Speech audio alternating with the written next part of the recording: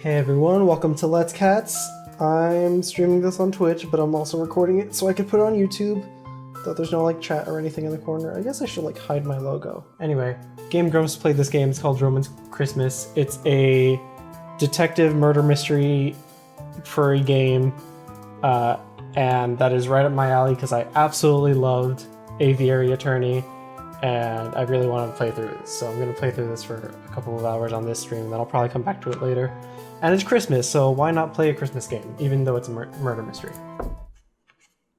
All I know is that this character, the wolf, is called Roman, and he is the titular character of the game. The snow had stopped. A lonely Lupin? A lonely Lupin detective slowly pushed his way against the snow.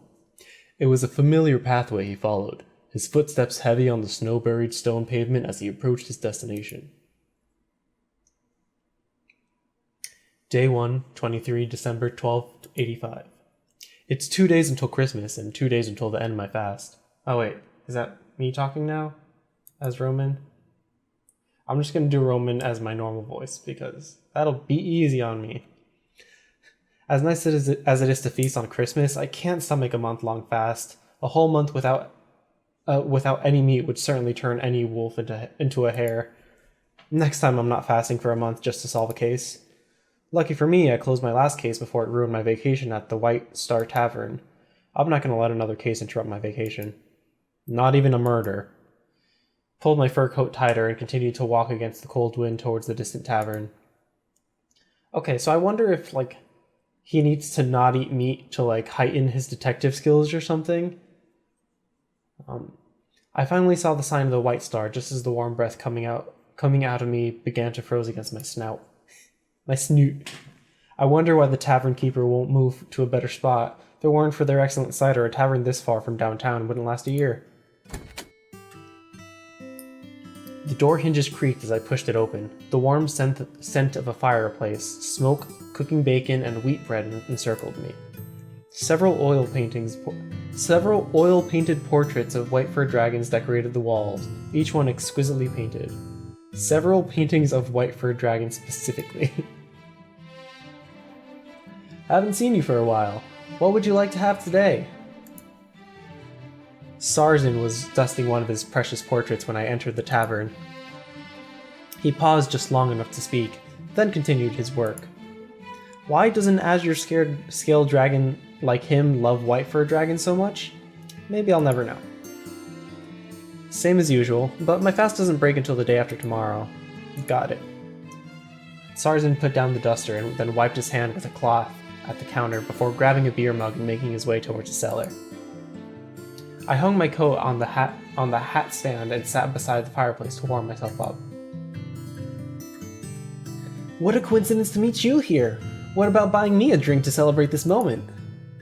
Anzox must have heard me come in and rose up from the corner to approach me, bringing his lute with him. He's a bard, but one without a patron to support his artistic career. He's also something of a detective fanatic, though I doubt if he has the necessary talents to actually be one. Nowadays he travels between taverns to sing for his supper, all while hoping to find some rich noble patron who will appreciate his talent and shower him with wealth. Oh, what a coincidence. I'm flattered that Roman, the great detective, still remembers me. I never forget a guy who can distract me every time when possible. Not on purpose, but still impressive. Of course I do. You left such an impression on me last time, when I was trying to solve that case and you... I'm really sorry about that, please no! Anzox fled, clutching his lute. Great, saved a pint for myself. It's almost... Oops.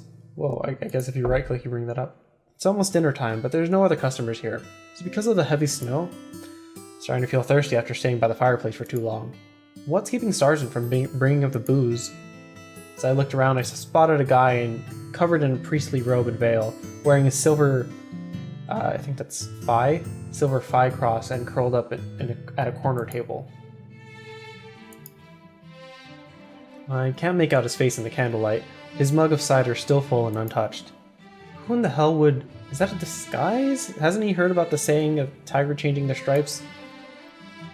Sargent came out from behind the counter and handed me a mug of cider along with a note. That's elegant. If you find anything regarding her, keep it to yourself. Her? Whatever, I've seen stranger things. I guess priests aren't normally female in this world. I shoved the note up my sleeve, drank a gulp of cider, and purposely let out a loud belch. I relaxed in my usual chair, enjoying myself in the quiet and familiar atmosphere of the White Star Tavern. Looks like we're the only people here tonight. Logs in the fireplace were making tiny crackling sounds. Sargent sat behind the counter, reading the cookbook his father left him. Anzox was playing his lute. Elegant had gone upstairs a while ago. Maybe I'll live here after I retire if I have the money. Assuming the White Star keeps its comforting atmosphere till then. Come to think of it, what should I do to kill the time before dinner is served? Brought a book called A Brief History of Apollyon with me to do some reading during my vacation. Though I don't really think this little book can tell me anything about the homeland I don't already know. I could also check White Star's special Christmas menu. I can't have any meat for another 2 days, but a glimpse of a good menu and a little bit of imagination won't break the rules. Maybe I'll just take a nap. Could use a good nap after losing sleep for almost a month. What should I do? I'm gonna read a brief history of, I guess, what my hometown is, Apollyon. Might as well do some serious reading. I took out the book, A Brief History of Apollyon. I borrowed from a crime scene. Okay, sure, I'm pretty sure that's illegal, but I don't know the rules of wherever you are. I borrowed from a crime scene from my bag. It's a cheap little book, printed with movable type printing and distributed among the citizens of Apollyon. The king believes that if the citizenry knew more about... The king believes that if citizenry know more about the country's history, they'll be more loyal. Thus he rewarded the minister who invented the printing technique and built 3 machines to print these things day and night. Although most of the books handed out in the slums end up being more useful for starting fires and quality toilet paper. Still, it's better than nothing. A Brief History of Apollyon. Dedicated to the great Helios II, may God bless him and his subjects, and may the sun shine upon his glorious land forever. Apollyon, the country we live in, was established by the father of Helios II, Helios I, the pioneer. On 4th September 1169, a great earthquake endangered the reign of the ruling nobles. After the great earthquake brought as God's punishment on the blasphemous nobility, God chose Helios I, the pioneer, to execute his divine wrath. Helios I led his loyal soldiers of various species from Rim, our glorious capital, and created the country of Apollyon that we know now.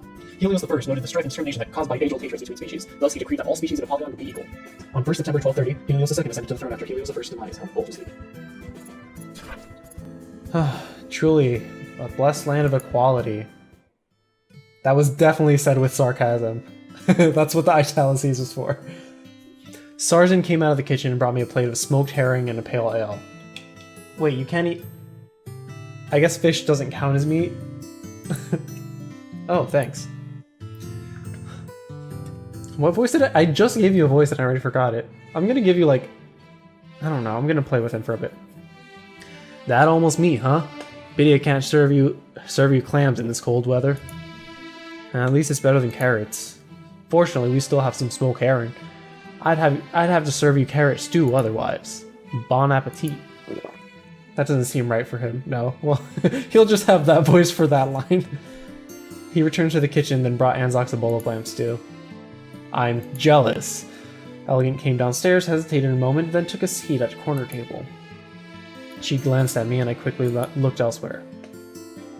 Chapter 0, A Christmas Carol. You know what? Safe, sure. After dinner, I sank into a rocking chair near the fire and let myself relax. The logs in the fire, heavy with pine resin, crackled and popped as the chair slowly swung back and forth with a creaking noise. Not a whole lot of customers this month. Sargent brought a chair and sat down next to me, gazing into the fireplace.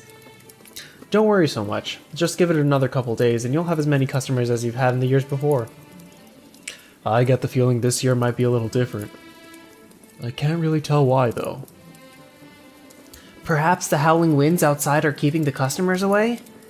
Anzox heard our conversation and came to join us with his lute. As if something minor and as high winds could stop folk from having cravings for Sargent's famous home cooking. Flatter me all you'd like, you're still not getting a discount. I was being sincere, although I wouldn't mind a discount. The White Star has a variety of activities to entertain overnight guests and those who stick around after dinner.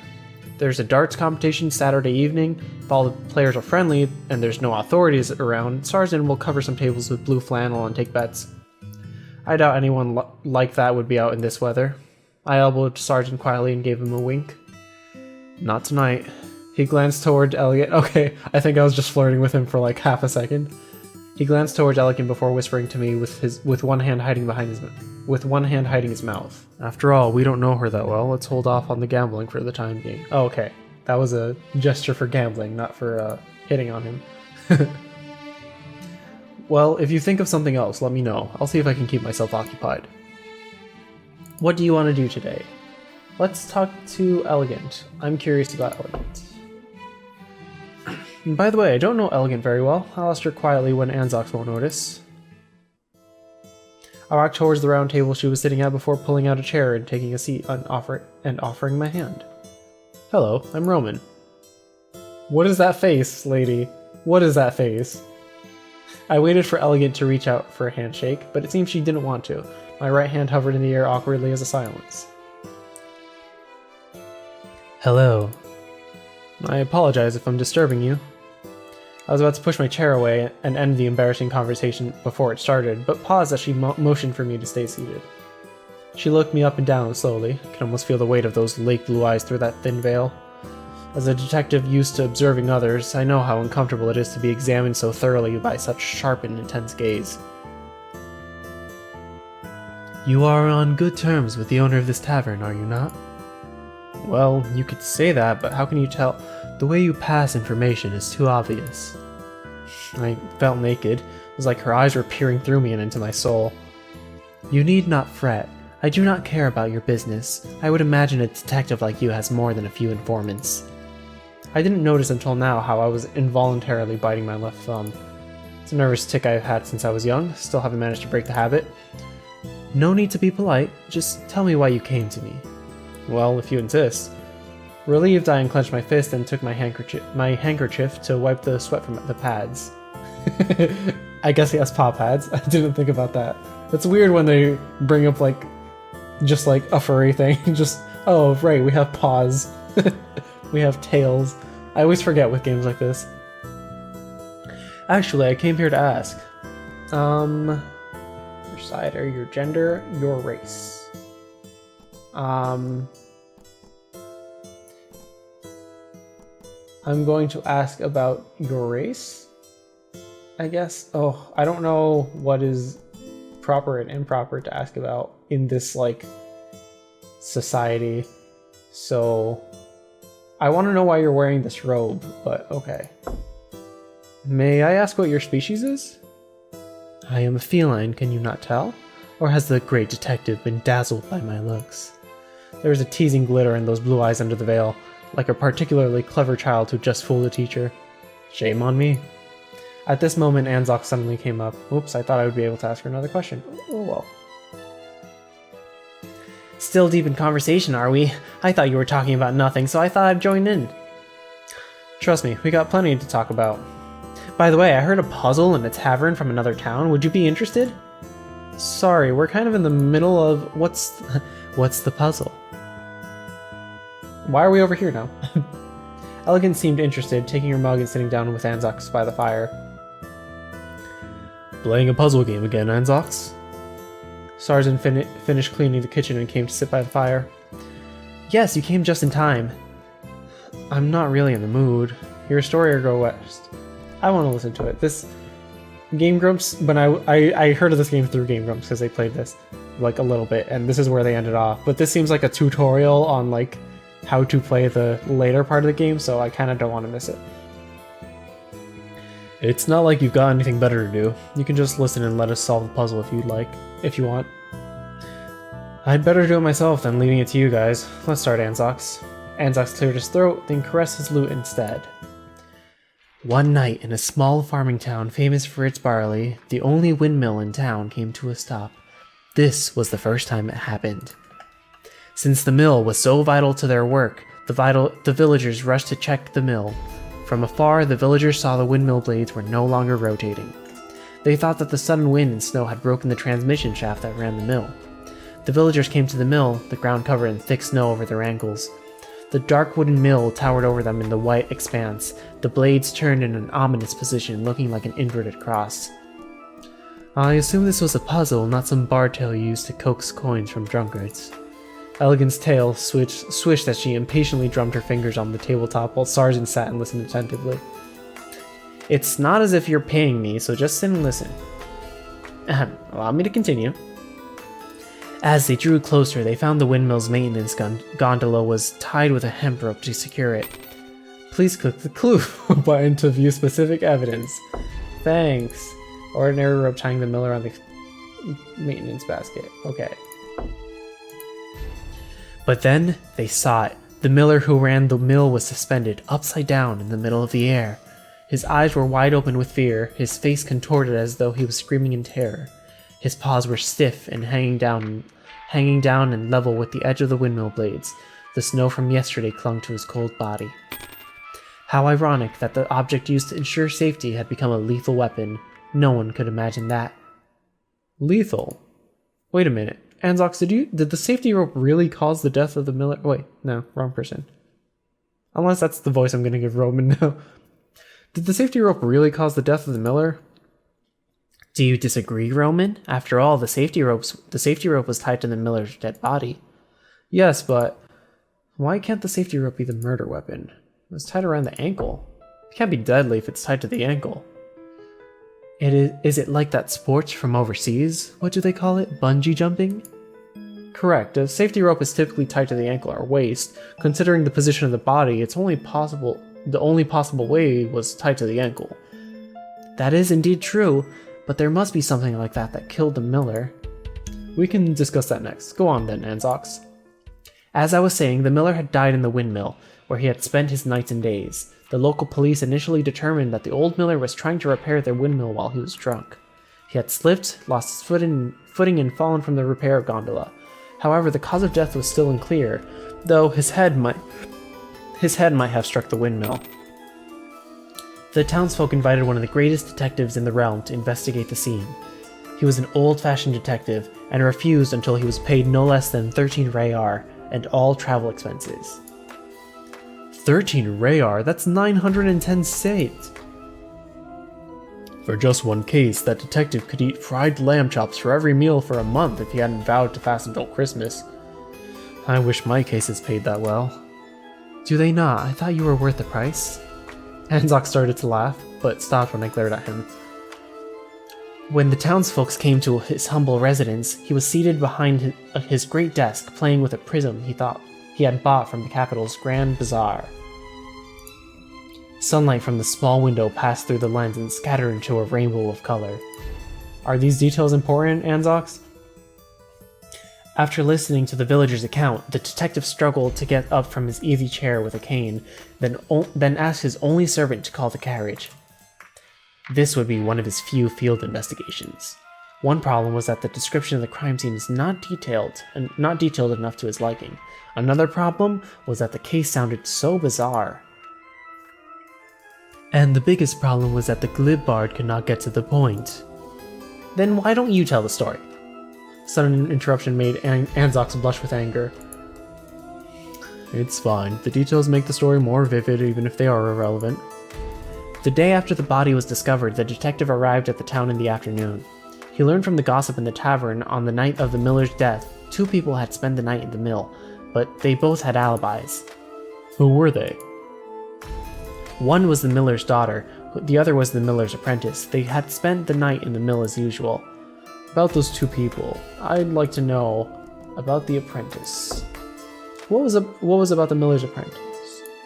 The apprentice's name was Hans. He came to the mill from the next town 8 years ago. At the time he was just 10 years old and all alone in the world. No parent could be so cruel if it weren't because of money. Fortunately, the miller treated him well. The apprentice was also very clever, seemed to be able to succeed no matter how complicated the miller's orders. But also want to know about the miller's daughter. Elena, the miller's daughter, she's 16 years old and a grey wolf. She had no shortage of suitors in the town, and even caught the eye of a few local nobles. Not just because of her father's wealth, she was also renowned for her beauty. She had been the dream girl of every bachelor in town since she was 14 years old. She had a good relationship with her father, or at least other outsiders thought so. Recently there was a rumor that she had a close relationship with the miller's apprentice. Let me think. Go on, please. I have to say those 2 caught my interest. Please go on. What about the miller's reputation? The miller had lived his entire life in the town and had no enemies. He was well regarded by the townsfolk. His wife died of puerperal fever shortly after she gave birth to Elena, and he had lived on as an old bachelor ever since. He had several drinking friends who would meet in the pub almost every night after supper, drinking and talking until the tavern closed. Sounds like some of the tavern's regulars. Some folk at the tavern provided the detective with additional information. The miller had been extremely generous recently, and one day he even bought everyone in the tavern a round of ale in celebration. Saw the information on those present. Having gotten his fill of gossip from the noisy drinkers in the tavern, the detective left the tavern and went walking towards the mill. Within 10 minutes, the detective arrived at the mill. It was a clear and windless morning. The snow at the gate of the mill hadn't been swept away by the overzealous villagers. The detective, relieved and cautious, checked the snow from the outside. The snow was unexpectedly clean. Apart from the footprints left by the villagers who found the corpse in the outer circle and the footprints that went all the way to the front of the house, there was nothing except some messy traces in front of the last footprints. It seems that there was no shortcut or alternate entrance. The detective put on his hat and came to the mill door. He glanced down by accident before entering the door. Seems to be a circular imprint around the last footprints Interesting. A circular imprint around the last footprint in front of the door, and the stone used to hold the door open had also been moved. Stepping inside, the detective met Elena, who was covering her face and crying, and Hans, who was comforting her. The body of the old miller was still hanging on the windmill, swinging like a pendulum in the wind. Do you want to listen to their testimony first, or go straight to the scene? I'm definitely going to listen to the testimony. Perhaps you should investigate the scene first, in case something gets destroyed later, not to mention the witness does not seem to be emotionally stable. Maybe you should listen to her, even though she is The glare coming through Elegant's veil should have set Anzox on fire, so he shut his mouth tactfully. The detective first went up the stairs to check the scene of the death. Okay. I get why they did that. It's just, I don't know, I feel like because you have to go inside in order to mess with stuff, we would see anybody who came inside because we were on the first floor. And second of all, if they're the only people in the building, then I would want to talk to them first, especially if they're shaken up, because if they're shaken up, they're going to be looser with their words. So, no. Don't logic me out of this one. I don't think this is the correct way to do things, but sure, let's go with what you said. The detective first went up the stairs to check the scene of the death. And Anzox quickly sketched something on a piece of paper and handed it over. The mill is divided into 3 floors and is about as tall as 5 people. Between the maintenance gondola and the 3rd floor and the window on the 2nd floor is the connecting shaft between the fan blade and the mill. The maintenance gondola is extremely narrow and long, about as wide as an adult's foot. It's up here, I guess. There was a layer of snow on it, but no footprints. 2 ropes were tied at the railing of the basket. The left part was covered with snow, like the other parts of the railing, and there was no snow on the right part. There was no snow on the right part, which means someone might have shoved the snow down. The detective leaned on the railing and looked down. Under the wooden railing hung the cold body of the miller. The rope on the left has only a section of rope head, swaying in the wind like a peddler who dared not go home without a sail. Okay. As he tried to lean out further, the railing creaked under the pressure. The snow fell from the inclined railing, falling and disintegrating into the air. The detective's biological instincts kicked in, his fur bristling involuntarily. He pulled back quickly and turned to check the situation at the entrance, putting his right hand inside his coat and grasping the dagger he kept to defend himself from villains. It was a gift from his first love. Every time he held the dagger, it reminded him of the temperature of her palm on that fateful day. Are we listening to a love story or something? Please, one elegant is enough. The detective turned around and found nothing behind him. He went downstairs quietly and found that the two of them were where they were, as if they had not moved. He went back to the second floor and looked up from the window. Why did you come down? Alright. Above his head was the rotating shaft of the windmill blade, which gleamed black from the grease from the daily rotation and maintenance. The shadow cast by the rotating axis hit the detective's face, which gave him a very uncomfortable feeling, as though he was some prehistoric hunter, shuddering in terror at the sight of some giant beast. Gears of the windmill were exposed, about 30 centimeters away. Okay, first you said the building was like 5 people tall, but now you're giving me 30 centimeters specifically. Alright, Anzox. About 30 centimeters away from the upper eaves of the windows, the triangular teeth were distributed around the rotating shaft. The detective put his hand into his coat pocket and gently ran his thumb across the edge of the prism he carried. Something came to his mind. The detective looked out the window again. The lowest gear groove seemed to be more worn than the others. He went back to the first floor, passing by the living room and straight into the kitchen. The oven seemed to have been used recently, and the kitchen filled with a mixture of the pungent smell of charcoal and the delicious grain smell of barley bread. He opened the oven and flicked the ashes with a stick. The shape of a piece of charcoal under the ashes reminded him of the prism in his pocket. Like a wedge. Having gathered the necessary evidence, the detective returned to the living room to question the witnesses. Okay, so a wedge was used to keep the gear from turning, so he went to go fix it, so that lured him onto the gondola. I would assume someone knocked him out and pushed him off, so while he was hanging upside down, the blood rushed to his head and killed him. That's what it sounds like to me. It's just guessing. And it's probably the miller's daughter. Since nobody came there was no footprints, it was probably someone who was already in the house, so it was probably both of them working together so they can have a romantic relationship together. Because in this time, I would assume that, like, it was expected for the girl, the daughter, to marry someone rich to bring money into the family, you know, etc. Anyway, noticing the detective's approach, Elena sat upright with Hans' support, her eyes drooping. She was dressed in a light blue nightdress. Her eyes were red and swollen, her facial fur was combed, and it was easy to see the state of disorder despite her attempt to cover it. Anzox coughed a few times. When he spoke again, it was in a higher feminine voice. Welcome, Mr. Detective. I assume this visit is related to my father's death? It'd be nice if you could talk this way more often. Are you hitting on him? It's really hard to speak like this. Come on, show us your dedication. Show us dedication to your craft. It took the detective about 10 minutes to persuade the apprentice to go upstairs with the servant, lest one of their testimonies influence the other. After formally introducing himself and some brief preparation, the detective asked her to tell the story of that night. Oh. The testimony of Elena 1. Yesterday after dinner, my father went to the tavern as usual. I finished my housework about 8 o'clock. Okay. It was about 2 hours before my father came back. Nothing seemed strange. Then I went up to Hans' room to chat with him. 2 hours passed by, and we didn't realize that my father had yet to return as normal. Oh, hello?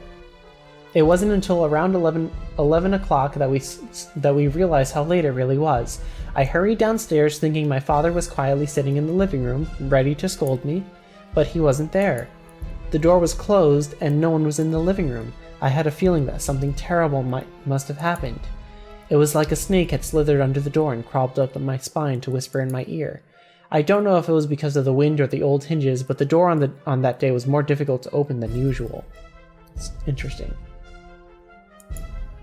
I pushed the door open and the wind blew the snow into the house. I propped the door open and made my way outside. When I got under the windmill, I had a strange thought, like an itch on my back that couldn't be scratched, and I couldn't help but look up.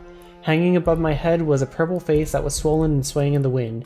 His eyes were as prominent as goldfishes. Saliva had flowed down his open, screaming mouth and had frozen into ice on his snout and fur. I was frightened, so I rushed back into the house and closed the door. I couldn't sleep afterwards. Every time I closed my eyes, I could still see that face. I can't believe that was my father. As she finished her description of the horrible situation, Elena collapsed on the sofa with her hands covering her face. At this time, the detective smelled something fishy in her testimony. After thorough thought of her testimony, the detective found that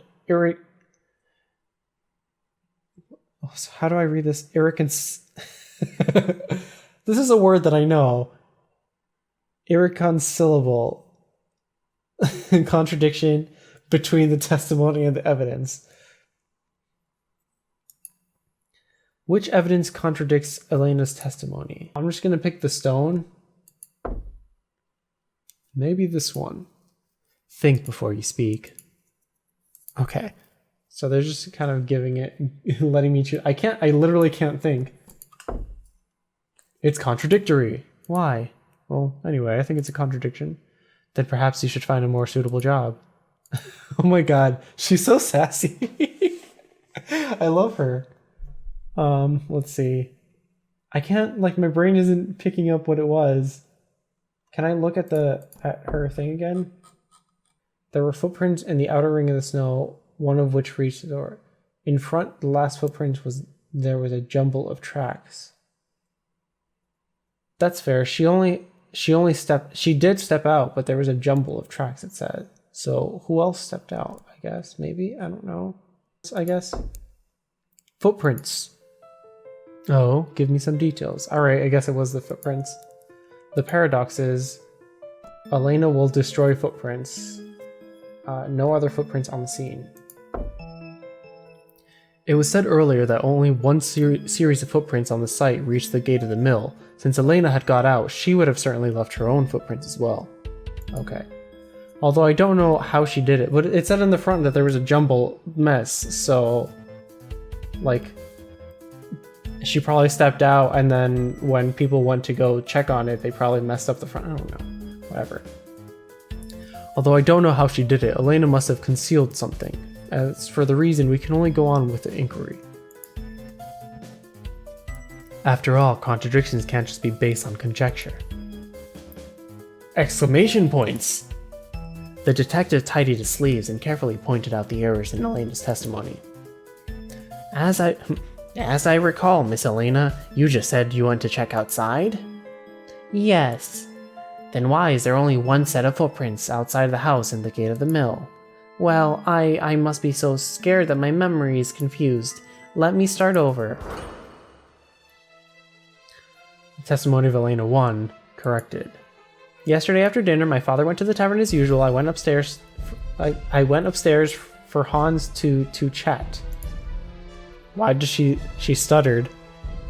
2 hours passed by and there was no sign of my father's return. I went downstairs around 11 and found that he had not come back.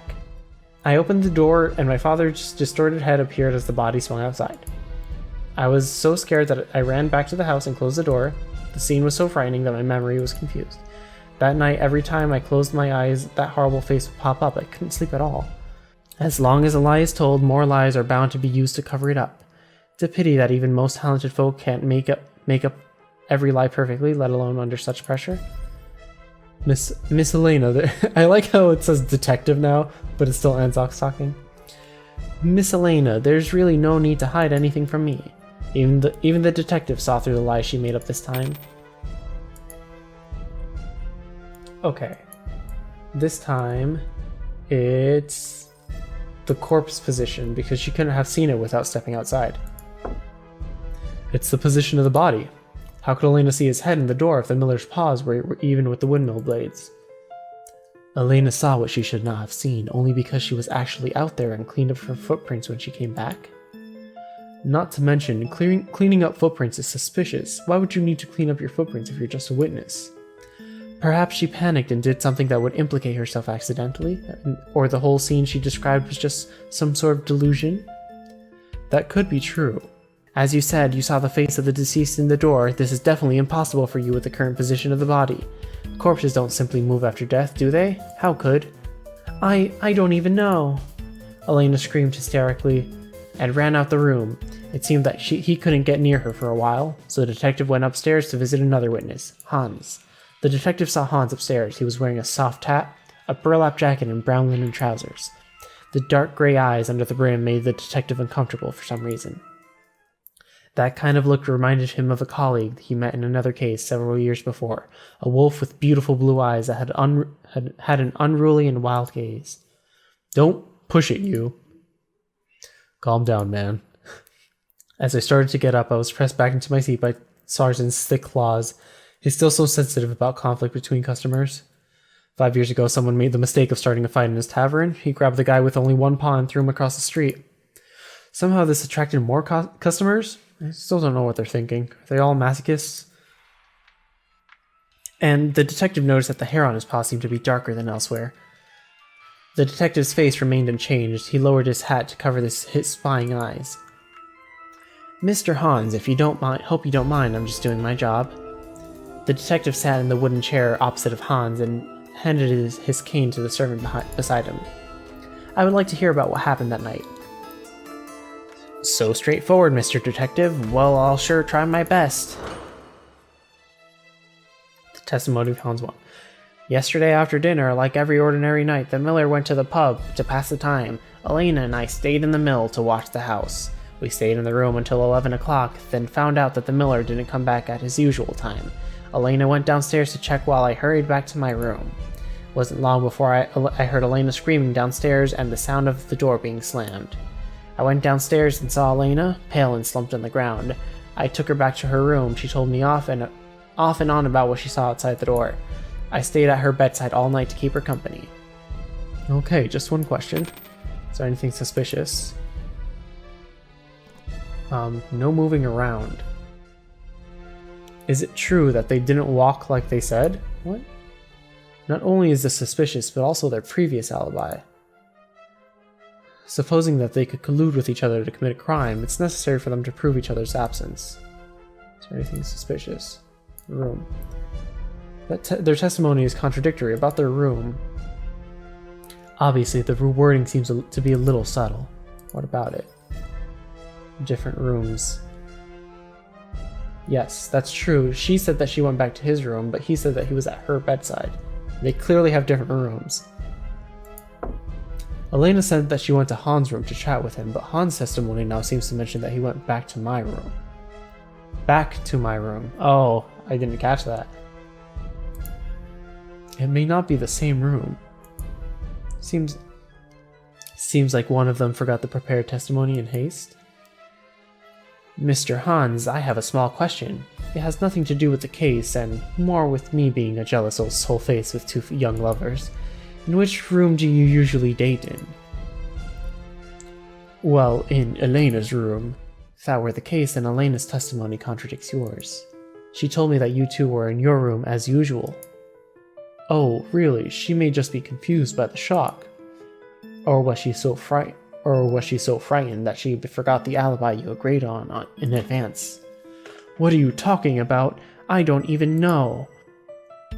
Hans kept fiddling with his hands, and the 5 beads of sweat moistened the short hairs on his forehead. His gray eyes avoided the detective's gaze. Oh, please excuse me, Mr. Hans. It's just my speculation after all. Okay, but I wouldn't choose a partner who gets nervous so easily if I were you. Ah, your hands shake when you're nervous. Can you even grasp the rope with those? The detective read Hans' tense behavior like a book. Now he needed only a little physical evidence to prove his conjecture. The detective went out to the snowfield where the body had been lowered from the windmill by the servant. The miller's body was spread out in the snow so that anybody could see it. As the detective inspected the now neatly arranged corpse... Core. That says core. He couldn't help but grimace. After reprimanding the servant who had carelessly moved the body, he went to investigate it. Search start. Scene investigations. Please click the place you want to investigate on the picture to collect evidence. Ah. His chest. He put on gloves, pulled aside the miller's coat, and revealed his thick fur. He could feel the liquefying fat under the miller's skin. The miller looked like quite plump thanks to his wealthy light. Is this even related to the case? Don't add... Oh. Is this even related to the case? Don't add so many pointless details to the case. Who knows, perhaps it may be relevant somehow. Well, he has scratches on his chest. I want to see the scratches on his chest. Okay, well, fine. His hands? He has tufts of fur. The detective looked at his curled up fingers and found gray fur inside his nails, which matched his own fur color. Under the miller's fur on his chest, there were scratches. Well, why did I have to look at your hands to look at your chest? Okay, fine. Your face, I guess. The detective looked closely at his face. He was scared by the dead miller's twisted face, even though it wasn't the first time seeing a body. The miller's wide-open eyes were growing cloudy and lifeless. His wrinkles were getting clearer due to his stiff facial muscles. His mouth stayed shut, but silent fear escaped from it. He had been greatly frightened. The miller's fur remained fluffy, with no sign of strangle marks. Miller's ankle was tied with a safety rope, cheap but reliable. The knot was a hangman's noose. And now he plans to sell his rope. I'm not a merchant. He got up and finished the search, and now he knew what had happened. What? What do you mean how it... Okay, fine. And now let's put the pieces back together.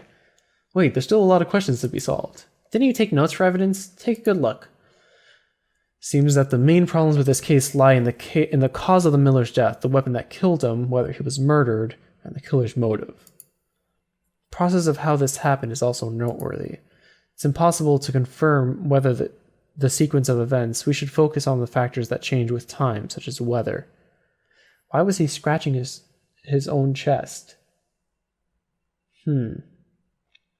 Well, maybe someone else scratched his chest. But I don't know. We also didn't see any signs of like blunt trauma, but whatever. We should focus on the factors that change with time, such as weather. Quick Q&A. Please click the mobile icon to... Oh god. Huh? Motive, suspect, weapon, method. Motive.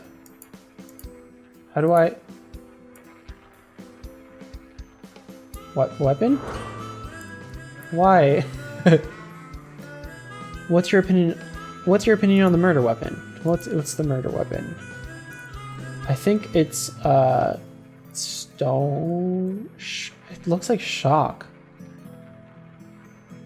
But what would the shock be like? I don't think it would be stony. Oh no, I don't have stuff to check.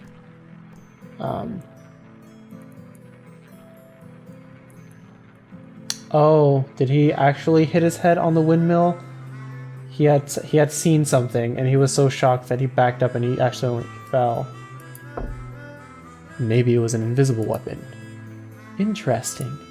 How about murdering him with the shock which caused by the sudden drop? Not everyone would so easily scared as you are. But anyone would be shocked if they were hung without any preparation, let alone a drunk, overweight miller. Indeed, I suppose a sudden death could be possible because of those external factors. Seems like this time the detail wasn't just to add dramatic flair. Of course, every detail is necessary. So, why did you take nearly half an hour to describe the suspects? Shh. Okay. I want to know the motive. Give me the motive, please. Can I... Let me click motive. How do I have to do it in this order? Okay, fine. Modus operandi. What was the process of the crime? Deductive reasoning. Arrange the occurrences chronologically from top to bottom by dragging the chips to each position. What is this, Danganronpa? I mean, kind of like this. I can't say in particular.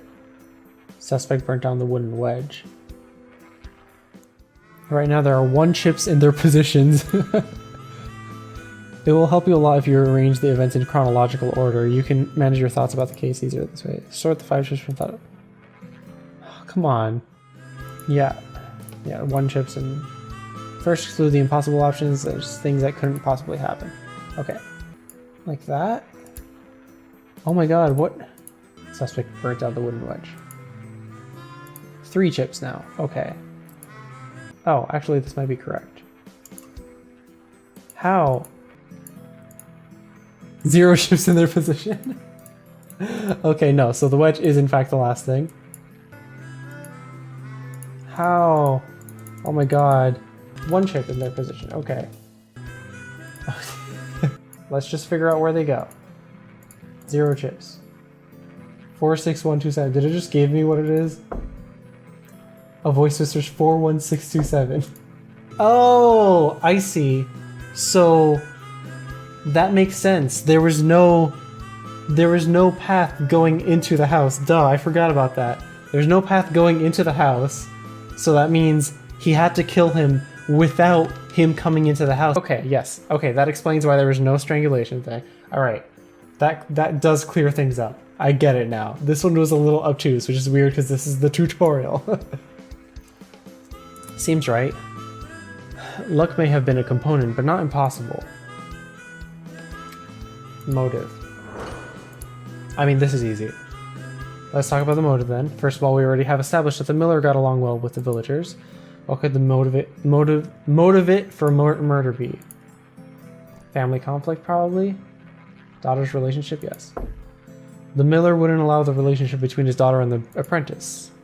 You mean someone murdered him so the pair could be together? It's unnecessary to kill him just because of a disagreement, though. So that means something recently happened to provoke the culprit into killing the miller so quickly. Then the identity of the criminal is obvious. Even so, there's no need to kill him. I mean, it has to be the apprentice. Who's the culprit? I think it's obvious now. The criminal is... well, both of them. It was both of them. Yep, they share the common benefit and the operation of the trap needs... They share the common benefit and the operation of the trap needs cooperation. How does the trap require cooperation? Oh, she opened the door. She cleaned the footprints. She opened the door and took the wedge to burn it. Yes, okay, that's fair. Then the whole picture of this case is crystal clear. How come you're so excited, since you aren't the one who solves the puzzle? Wait. I'm just excited to see you work, okay? So the whole story of this case is... Case playback. The miller was a nice guy, but he was particularly picky about his daughter's relationships, especially her relationship with his apprentice. But even he couldn't stop their love from blossoming. The two young people seized every moment they got to be together. And this situation had been going on for a while. As eager as they were to be open with their relationship, they couldn't bear the miller's denial of their love any longer.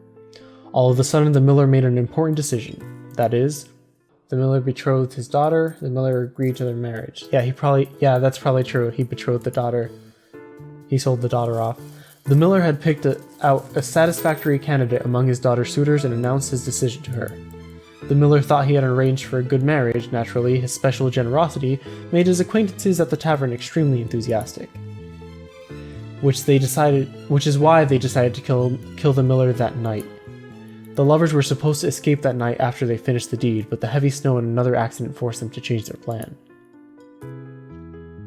After the miller went out, Hans tied a noose with the safety rope and lowered it down the 3rd floor maintenance gondola. By the way, the noose is the method used for hanging murderers. Their original plan may have been for Elena to meet the miller on the 1st floor, put the knot hanging from the windmill around his neck. Then Elena sent a signal to Hans and let him pull the rope to hang the miller.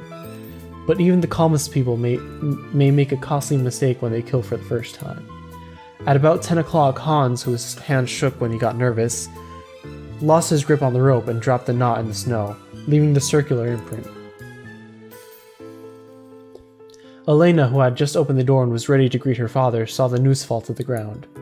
She probably wanted to warn Hans to take it back, but the miller was already close by then. It would attract the miller's attention if the rope was pulled back up. The murder attempt should have failed by that point, but by sheer coincidence, the miller took a wrong step that changed the whole thing. Miller stepped into the ring. He stepped into the noose by accident. At that time, Hans had just grasped the rope outside the maintenance gondola. When the miller's paw moved forward in the snow, the rope was pulled. Hans felt the pull and instinctively pulled the rope according to the original plan, pulling the miller up by his ankle. The miller fell on the snow before he was pulled into the air, leaving messy marks in front in front of his footprints as he struggled. Hans hung the miller in the air, dared not to let go of the rope, and let him struggle in the air. After a while of struggling and cursing, the face of the miller changed from red to purple. As more and more blood rushed to his head, his movements became weaker and weaker until they stopped. Elena and Hans wanted to escape after the comedy of success, but finally decided to disguise the scene as if the miller had accidentally died and planned their testimonies. After all, as long as they could get rid of the suspicion of murder, they could inherit the mill. The reward for taking such a risk was extremely good. Hans tied the safety rope to the maintenance gondola, pretending that the miller had tied the rope himself. However, it had snowed by that time, and the rope tied to the fence pushed the snow off. Therefore, there was no snow on the right side. He had also stuck a wooden wedge in the windmill gear and made the windmill stop spinning. As the distant villagers saw the windmill stopped, they would naturally think that the miller accidentally fell and died while repairing the windmill. The morning the detective arrived and was sunny and windless, the windmill wouldn't spin even without the wooden wedge stuck in. This was his chance to throw the wedge into the bread stove and destroy the evidence. Then all he needed to do was just go back to the room and wait until dawn. If you don't look closely at the scene, you would think that the miller died by accident. I mean, oh, it was just a wooden kind of piece. I was gonna say, if it was a wedge shape, you can just put it as a doorstop, be like, oh, this is just our doorstop, what are you talking about?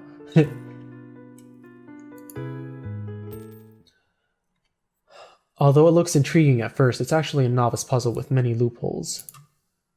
Next time I'll get the legendary Detective Roman with a much more difficult puzzle. I mean, this one really got me, I don't know what you're talking about. After the long investigation, the detective told everyone his inferences in the tavern and left the final decision to the villagers. The snow stopped, the detective opened the door of the snow-covered the tavern. Thick snow still covered the paved road, and the detective set foot on the road home. It's late. Looks like there won't be any more customers tonight, so I'm going to close up for the night. If you need anything, please come to the 3rd floor and find me. Sargent gave me the room keys, closed the tavern, and went upstairs. Then perhaps it's time for me to go upstairs. I dare not risk being locked out by Sargent if it's too late. There are 3 beds in the attic. Sargent usually has 2 beds for himself, so he can have enough space to stretch his limbs. Okay, I guess Sargent is just enormous. Giving him a deep voice was great, I guess. The 3rd bed is usually rented at a low price to acquaintances who need accommodation on a tight budget, such as Anzox.